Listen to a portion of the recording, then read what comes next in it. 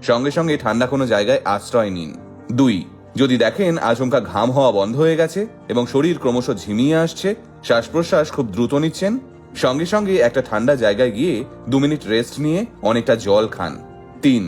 যদি আচমকা মাথা ব্যথা হতে শুরু করে এবং তার সঙ্গেই বমি পায় আর মাথা ঘোরাতে থাকে, তাহলে সঙ্গে সঙ্গে সতর্ক হন। এইবার আসি সানস্ট্রোক বা হিটস্ট্রোক এড়াতে আগেভাগেই কি কি সতর্কতা অবলম্বন করবেন সেই বিষয়। ভিডিওর এই জায়গাটা মন দিয়ে শুনবেন এবং আপনার বাড়ির লোকজনদেরও জানিয়ে রাখবেন। 1. দুপুর 11টা থেকে 4টের মধ্যে আপনাকে যদি বাইরে থাকতে হয়, তাহলে অবশ্যই সুতির হালকা পোশাক পরে বেরোন এবং তার সঙ্গে পা খোলা চটি পরার চেষ্টা করুন। 2. সারাদিন ধরে যতটা সম্ভব ঘন ঘন জল খান।